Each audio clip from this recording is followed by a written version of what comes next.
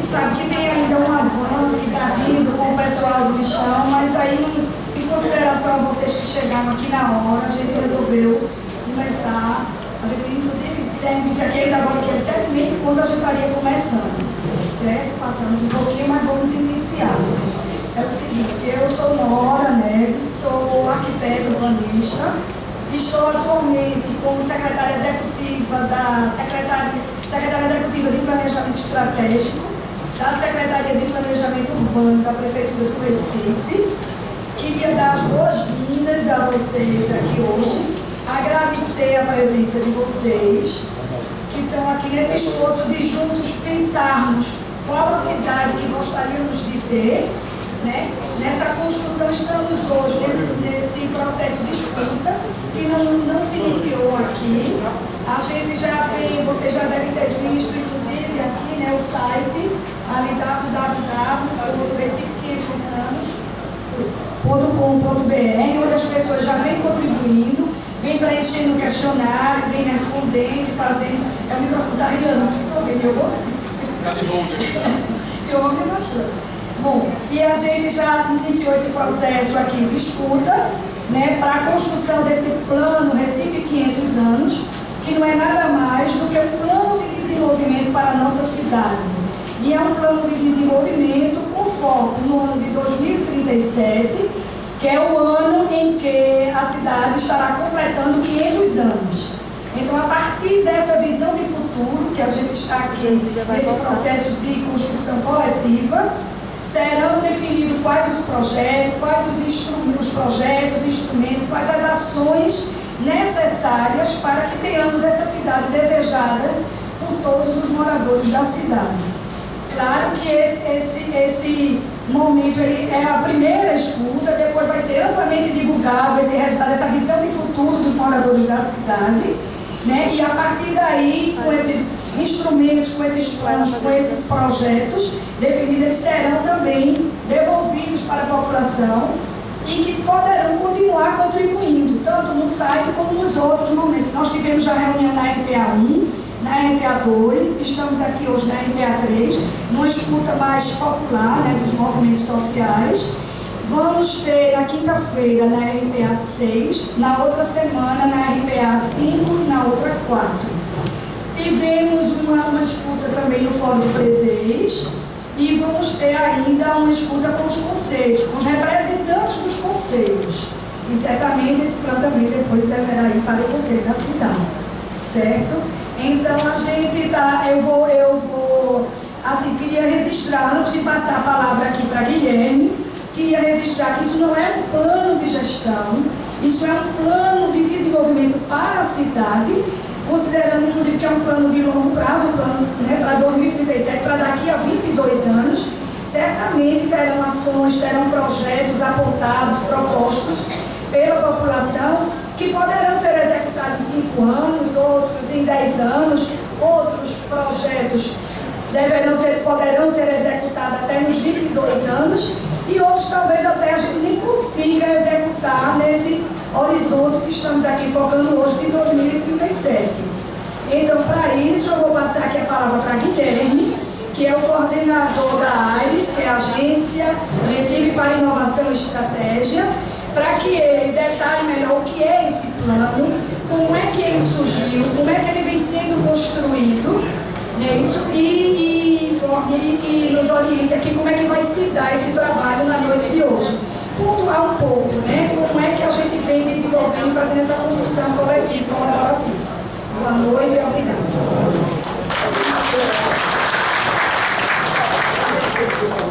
Boa noite, pessoal. Antes de mais nada, agradecer a todos vocês que estão aqui hoje de noite. A gente sabe que, além de ter que trabalhar para cuidar da nossa própria vida, a gente tem todo um trabalho de dedicação à nossa cidade, todo um tempo nosso, que vai além daquela carga que a gente já tem no dia a dia. Eu entendo que todos vocês devem estar razoavelmente cansados de mais uma jornada, e a gente vai tentar fazer isso aqui, essa fala inicial, o mais breve possível, para que a gente possa ir direto para o que realmente importa, que é a participação de vocês na construção dessa visão do futuro, tá? Esse é o programa do dia de hoje. Nós passamos pela recepção, inscrições, cada um de vocês recebeu uma pulseirinha.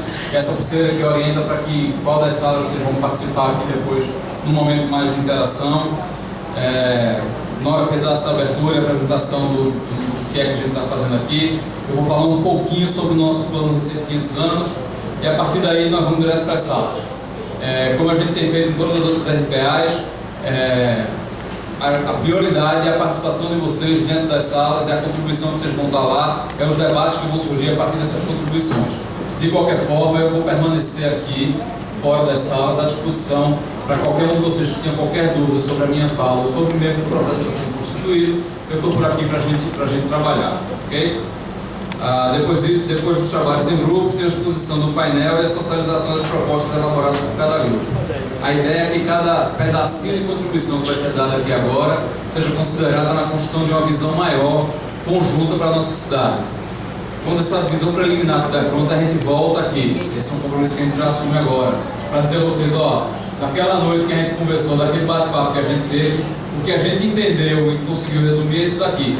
E aí vocês vão dizer, sim, beleza, tá certo, não, faltou tal coisa, ou então não, a gente discorda diretamente desse assunto aqui específico, bota isso, tira isso. É desse processo de construção coletiva, de, vamos dizer assim, de dar muita porrada nessas ideias, é que a gente vai construir uma ideia que no final tem mais a cara do Recife. E aí, gente, eu queria começar falando do primeiro desafio que a gente tem hoje. O primeiro desafio que a gente tem hoje é tentar sintonizar o nosso debate com o tempo da cidade. O tempo da cidade é uma besteirinha diferente do nosso. Eu, por exemplo, tenho 38 anos, eu fui criado aqui nessa RPA, eu morei ali na rua por trás do Museu do Nordeste, eu me alistei aqui na Praça do Trabalho, eu sou casado no cartório ali da Praça de Casa Forte. Então, assim, essa aqui é bem, de todas as áreas da cidade, essa é a que eu estou mais familiarizado.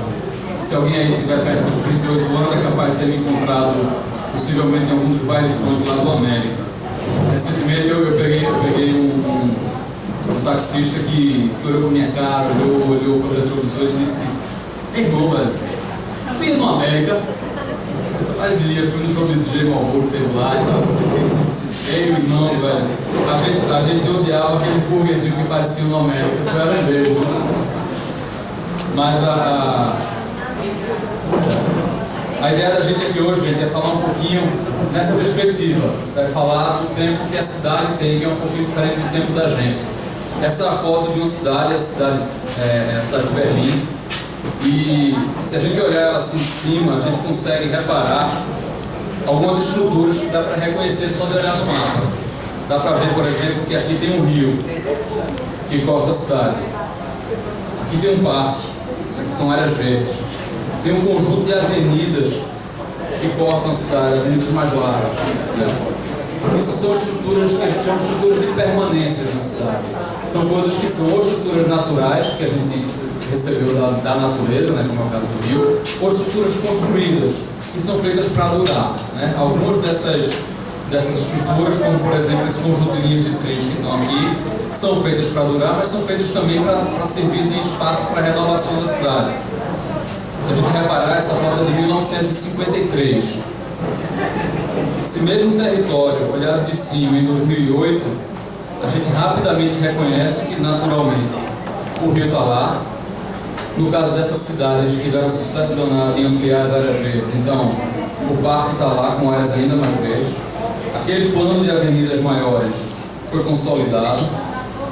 E boa parte dessas transformações que uma cidade ela naturalmente tem, ela não é percebida olhando de longe.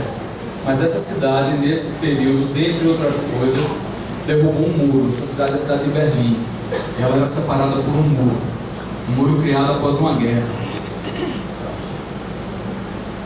Eu que não sou berlinense, eu sou recifense, não consigo nem imaginar a dor desse povo, de ter sido separado. O bacana é que algumas das estruturas que a gente constrói na cidade é como se a gente soubesse já na largada que ela é feita para ser derrubada. E esse danado desse muro terminou sendo derrubado. Outra coisa bacana é que a gente sabe hoje que a gente não precisa cometer esses erros. A gente não precisa Na verdade, a gente precisa parar de construir muro, a gente precisa começar a construir coisas que juntem mais a gente. Para trazer esse exemplo mais para pertinho da gente, eu vou usar aqui uma imagem da década de 50 do Rio de Janeiro, quando, no auge de como a gente pensava a cidade toda para o carro, até um auge que está se estendendo mais do que devia, o Rio de Janeiro decidiu construir um elevado que ia margeando um pedaço da cidade todinho. Para fazer isso, eles tiveram que, além de subir essa cavalice de concreto aqui, derrubar um bocado de árvore que estava no caminho. Eles derrubaram nesse mesmo caminho um mercado público, que nesse momento já tinha 80 anos de existência. Todo esse processo de sonhar uma cidade da maneira equivocada legou a eles, deixou como herança para esse pessoal essa figura aqui, esse elevado, que se funcionou por um tempo, nessa imagem claramente demonstra que num dado momento parou de funcionar. Só que uma via, um lado desse elevado fluindo ou não fluindo, né, completamente parado, e a outra completamente vazia. À medida que a cidade foi se repensando e tentando se reinventar, eles pararam de sonhar uma cidade, de imaginar uma cidade no futuro, pensada para os carros, e começaram a pensar na cidade que se parecia um pouquinho mais com isso daqui, com amplos espaços públicos, com integração entre o patrimônio construído e novas edificações, devolvendo a frente de água para o acesso à população. Mas para poder chegar nisso, como eles cometeram lá atrás a aberração de construir aquele elevado, eles terminaram tendo que implodir o elevado. O custo da falta de um projeto de cidade em torno do qual todos nós possamos mobilizar, o custo de não ter um processo racional, colaborativo e participativo de construir uma cidade para todos, leva a esse tipo de erro. O que a gente está tentando evitar quando a gente começa a falar de futuro, acima de tudo, é a gente poder pensar a cidade naquilo que ela demora para ser feito e demora para ser desfeito, certo? A gente entende que a cidade tem urgências. Vamos falar de uma dessas urgências, uma urgência que é bem democrática, porque termina lascando a gente todinho. Pega o cara que está de carro, pega o cara que está de ônibus, pega o cara que está numa van, prejudica o horário da escola dos meninos, prejudica a ida do trabalho da gente, que é o trânsito. O trânsito é consequência de um conjunto de coisas e não dá para a gente querer pensar nele como um problema A ou um problema B. Hoje a gente já sabe alguns dos encaminhamentos que tem que ser feito. A gente tem que ter um transporte de qualidade, que as pessoas possam todas utilizar e aderir a ele. A gente tem que desincentivar o uso de carro na cidade como um todo, permitir que aquelas vias que estão lá sejam de fato utilizadas pelo transporte coletivo. A gente precisa tornar seguro andar de bicicleta na nossa cidade para que as pessoas não tenham que passar pela situação de estar no meio desses carros aqui arriscando suas vidas. Mas isso são parte das construções, são parte de coisas que a gente já sabe. Algumas dessas coisas a gente já concorda, mas nem sempre ela consegue entrar no discurso da nossa cidade. Eu gosto de comparar essa foto com uma foto de uma outra cidade da América Latina que, se não resolveu esse problema, pelo menos atenuou bastante. Essa foto aqui é da cidade de Bogotá. Esse é um projeto chamado Transmilênio, que é o BRT deles lá. Vocês vão reparar que tem sutis diferença do BRT deles para o nosso, né? Esse aqui é um BRT realmente segregado, que realmente funciona e realmente chega na hora. E isso não veio sem custo, não veio sem conflito, não veio sem debate, não veio sem uma construção coletiva. E também não veio sem a coragem de assumir que não era um projeto que ia ficar pronto em 2 anos. Como é que a gente quer construir um BRT 100% segregado em 2, 3 anos? Não dá. A gente tem usado, a gente usou na última discussão, uma frase que a gente ouviu no primeiro debate, né? Diz que uma mulher faz um filho em 9 meses, mas 9 mulheres não fazem um filho em 1 mês. Então tem processos, tem projetos que têm um ciclo de vida próprio, que se a gente não respeitar, ou a gente não vai fazer, não vai terminar, ou a gente vai fazer mal feito. Então ter um plano de cidade, ter um projeto em torno do qual a gente possa se mobilizar, evita esse tipo de problema. A gente está pegando alguns exemplos e tem um exemplo que eu acho, de todos eles, um dos mais complicados. Assim como o Rio de Janeiro, essa cidade aqui na Coreia construiu um elevado, né? Ela foi lá e onde antes era rio, eles pavimentaram sem pena, certo? Esse caso tem uma particularidade em relação a ele. O cara que era secretário de obras na época da construção desse elevado, certo? Executou isso assim, com gosto de gás, construiu lá o próximo negócio do elevado. Esse cara mais na frente veio a ser prefeito e, se apercebendo do erro que tinha cometido, liderou um processo para revitalizar o rio, devolver as margens desse rio para os cidadãos e priorizar a vida na cidade, a vida das pessoas, utilizando aquele meio natural que estava ali, aquela estrutura de permanência natural que eles tinham agredido. Naturalmente, a gente não precisa nem debater, a gente não quer pavimentar o nosso rio para ter que despavimentar ele depois. Então, alguns projetos em torno dos quais é possível a gente se mobilizar, eles são facilmente identificados como sendo algo que mobiliza todos de forma igual. Mas uma coisa é a gente ter alguns sonhos específicos, meus, seus, de cada um que está aqui. A outra é a gente começar a institucionalizar, a ter uma estrutura de debate permanente entre sociedade e poder público, para construir escutas que realmente entreguem o que a população quer. Essa outra imagem daqui, eu acho ela extremamente poderosa, porque apesar dela não ser em Recife, ela se parece muito com Recife, né?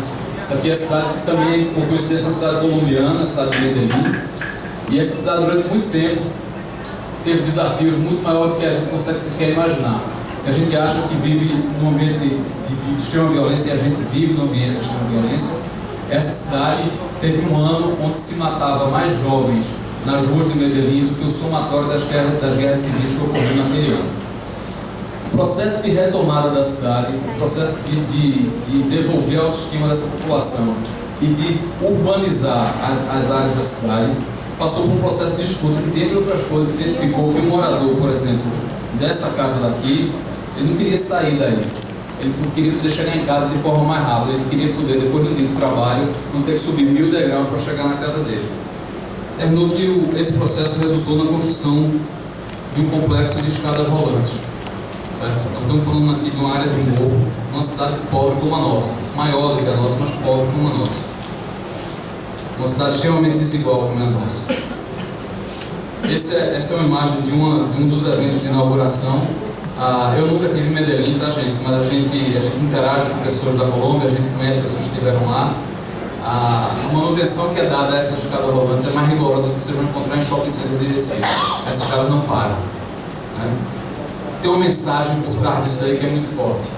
Aquilo que é conquista da sociedade, aquilo que é conquista do povo, aquilo que tem a vigilância das pessoas, porque elas valorizam e se apropriam dela, dificilmente o poder público tem coragem de abandonar.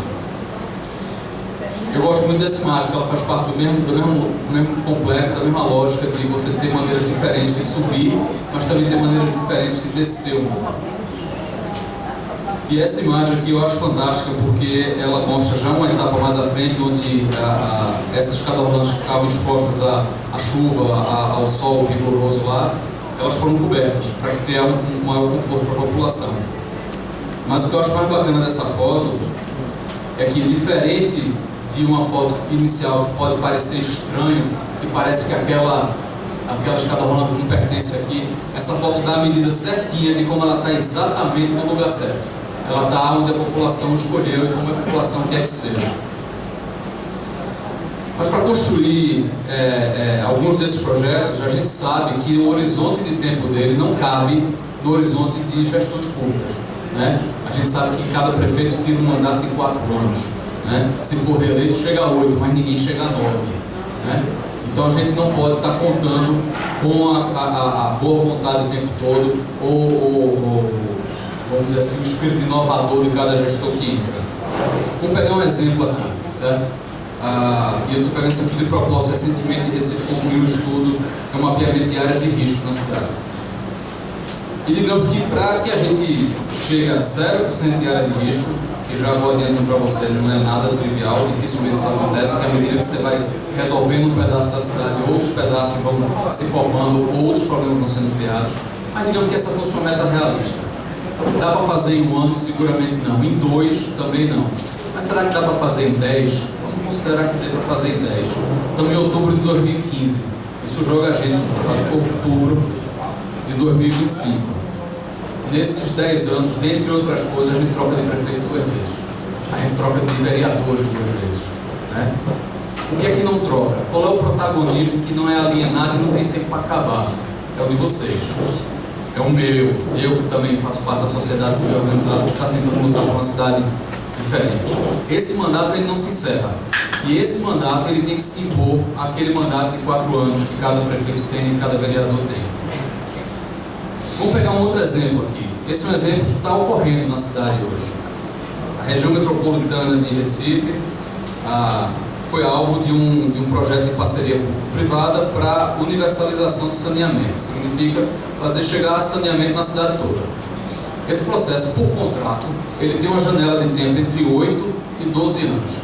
Só a parte de projeto desse negócio levou 6 anos para ficar pronto. Entre projeto e processo de licitação. Digamos que a gente fosse contar a partir de hoje, certo? E que a gente vai ser pessimista. Em vez de 8, os caras vão fazer em 12. Significa dizer que isso leva a gente para 2027. Ou seja, daqui a 12 anos. Certo? A gente tem, por exemplo, alguns temas da cidade que são fáceis de a gente concordar. Um deles é que a gente tem um rio que é fantástico, mas que está poluído, que está abandonado, um rio para o qual a cidade deu as costas. Então, digamos que a gente quer agora ter um rio 100% limpo.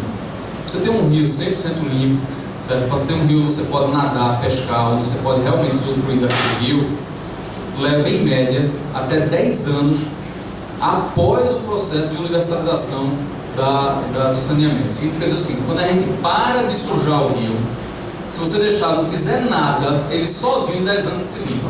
Se você fizer um trabalho focado para resolver, para intervir, você consegue fazer isso em menos tempo.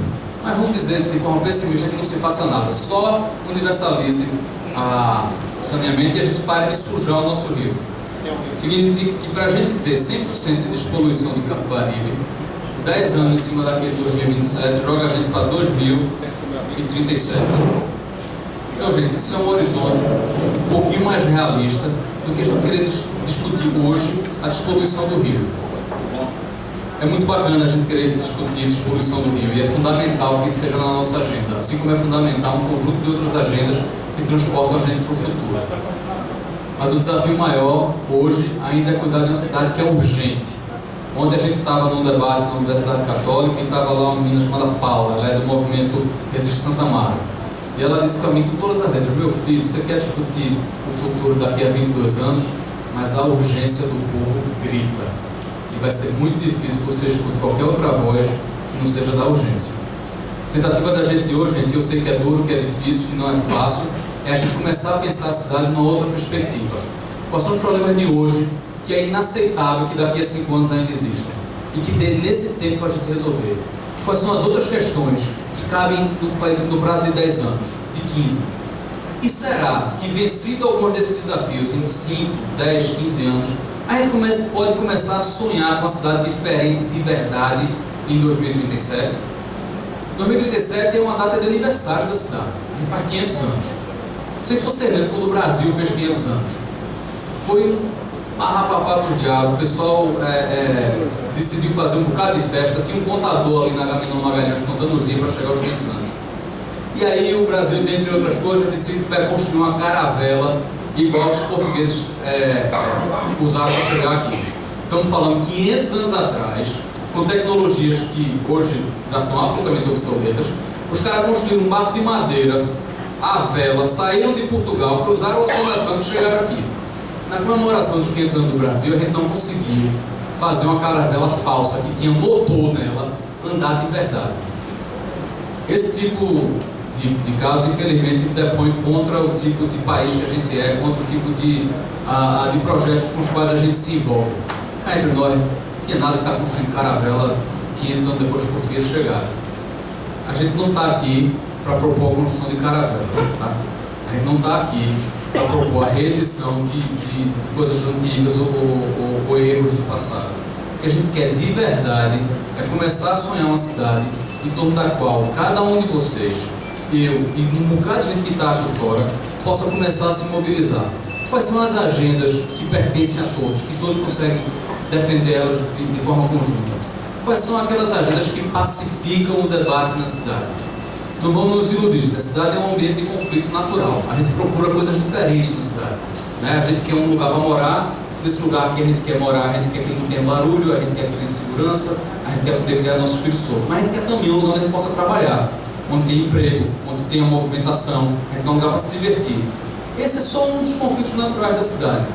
Existem outros conflitos muito mais graves. Negá-los, fingir que eles não existem, é o caminho para a gente errar o processo de construção da cidade no futuro.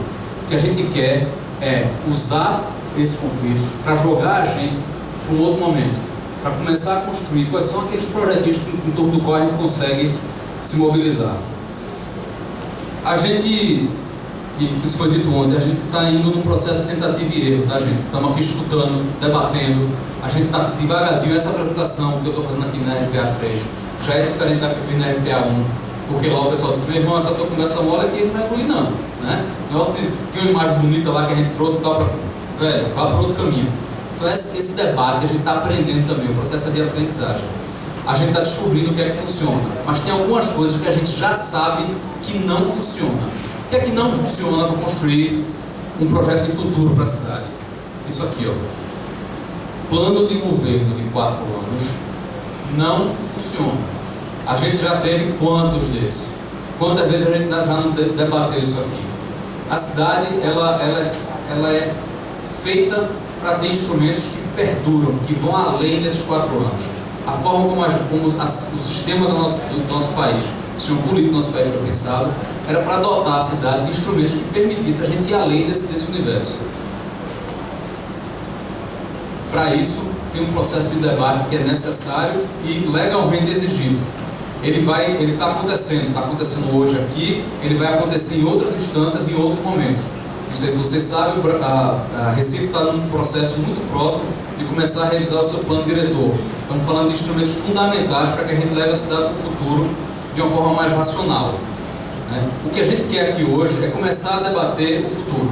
É tentar entender as urgências de hoje, tentar entender as coisas que a gente consegue resolver no curto e no médio prazo e começar a sonhar uma cidade diferente. Um grupo de pessoas, de amigos, eu estava incluído nessa turma, gente que empreende negócios na área de lazer, de turismo, de bares e restaurantes, na área de tecnologia. Durante o processo de eleição em 2012, a gente procurou todos os candidatos. E com essa mesma conversa que a gente está tendo aqui hoje, a gente provocou esses caras dizendo assim: velho, o que é que vocês vão fazer no curto prazo? Qual é a proposta de vocês para os próximos 4 anos? De coisas que a gente sequer percebe o resultado dela no curto prazo. Coisas que são todas estruturadoras para levar a gente para o futuro.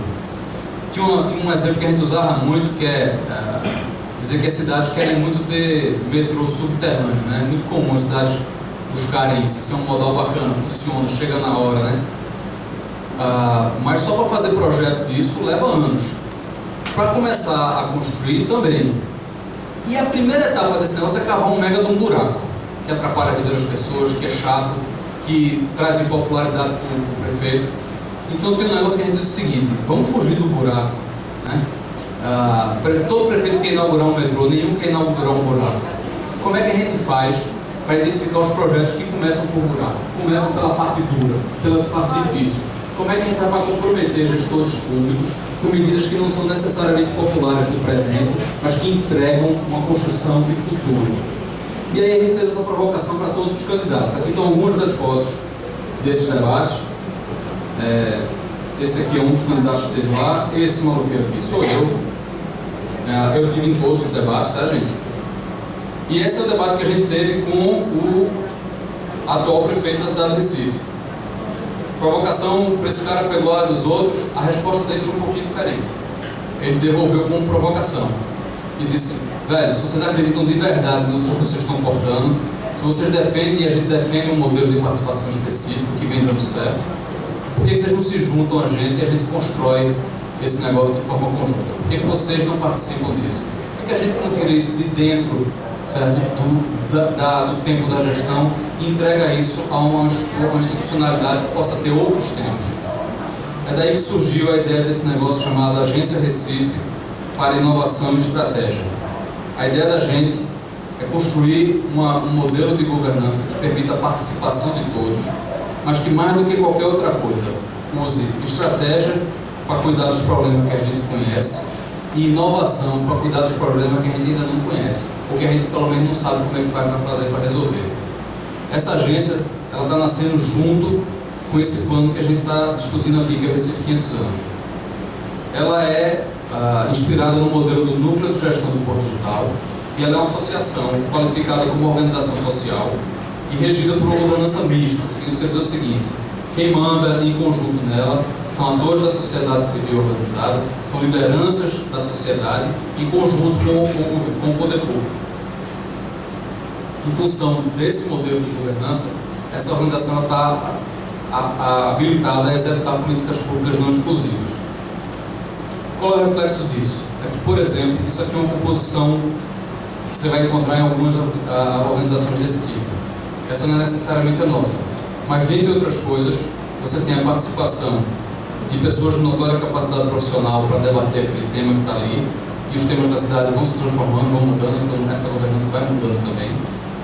Significa que instituições da sociedade organizada, gente como associações de bairro, a representantes do Fórum do Presente, podem estar no conselho de administração dessa organização. Esse parto de gêmeos, onde a gente começa a tentar ter não só um plano de longo prazo para a cidade, mas uma organização que cuida de fiscalizar o compromisso dos gestores para com esse plano, é o desafio que a gente tem colocado hoje. A prioridade é, de forma colaborativa, construir um plano de cidade, um projeto de cidade. Se isso a gente de fato conseguir, se tiver sucesso, se ele refletir aquilo que são os sonhos, os anseios da sociedade, as aspirações da gente como cidade, a gente vai levar ele para o futuro para juntos cuidar de vê-lo implementado. Esse plano, gente, está dividido em etapas. E ele começa com um levantamento sobre o que é que a gente quer para a cidade e também sobre como é que a nossa cidade está. A gente cumpriu algumas dessas etapas que estão aí já. Por exemplo, a gente começou com um processo de pesquisa e de escuta. Esse processo tem vários canais. O canal desse debate de hoje é um desses canais. Então aí, cidadãos recifenses sendo escutados em pesquisas de opinião, tem entrevistas feitas com formadores de opinião e lideranças e especialistas sobre a cidade, lideranças da juventude, lideranças populares, empreendedores, artistas, ou seja, um conjunto de pessoas que pensam a cidade, que vivem a cidade, ou que têm alguma forma de luta ligada à cidade, certo? A gente está tentando escutar. Houve também um estudo para olhar o passado, como é que a gente chega até aqui, qual é a cidade que a gente tem de verdade, como é que ela está refletida em números. Em números mesmo, em estatística, em pesquisa, não na boa vontade de fulano ou na publicidade de cicrano. Qual é a cidade que a gente tem de verdade? Quais são os nossos índices de violência? O quão desigual é a nossa cidade? Não é surpresa, mas uma das coisas que surge nesse processo de pesquisa sobre a cidade é que, das capitais com mais de 1 milhão de habitantes, Recife é a cidade mais desigual do Brasil. Isso é fonte dos nossos problemas e é resultado também da forma como a gente constrói a nossa cidade. A gente foi atrás também de casos de referências, entender como é que cidades, aquelas como Medellín, por exemplo, que estavam lá, resolveram alguns dos problemas que eles tinham, que são semelhantes ao nosso, próximo da nossa realidade. A partir daí, gente, a gente olhando os elementos que vêm do futuro, coisas que a gente já sabe e consegue analisar como tendência, e somando isso com os sonhos e as vontades de vocês, a gente está tentando chegar no que a gente está chamando de uma visão de futuro preliminar. Ou seja, depois de olhar a cidade nos seus números, depois de pesquisar e entender como é que a gente chegou até aqui, e depois de ouvir de forma ampla e colaborativa a sociedade, a gente quer poder dizer assim, a gente mais ou menos se enxerga desse jeito no futuro. O que a gente entendeu do que vocês disseram, mais daquilo que tem de conhecimento estabelecido sobre como fazer cidade, mais aquilo que é o reflexo real da nossa cidade, dá para a gente construir um futuro dos próximos 22 anos mais ou menos desse jeito. A partir do processo dessa visão, a gente vai cumprir o que são essas 3 etapas que estão aqui em laranja, né? Onde estamos, que é essa fase que a gente começa a chegar próximo do fim dela. Onde queremos chegar é a fase onde a gente, depois dessa visão preliminar, volta para debater com vocês, para validar ou invalidar essas visões. E depois como é que a gente vai chegar lá? Quais são as estratégias que a gente usa? Como é que a gente redistribui o desenvolvimento da cidade? Como é que a gente transforma aquilo que é prioridade de ser transformado? Essa estratégia vai ser apoiada por um conjunto de projetos que serão prioritários e que a gente vai perseguir, cuidar deles. Projetos cujo tempo não cabe nos 4 anos de um prefeito ou de um vereador. Ele cabe nos 5, nos 10, nos 15, nos 20 anos. A partir daí, a gente tem uma estratégia que é pegar essas prioridades e espalhar, olhar para ela no território. E depois disso é cuidar para que a gente não largue esse osso. Para que coisas que levam 15 anos, a gente cuide para que ela leve 15 anos. Esse processo de escuta, gente, eu gosto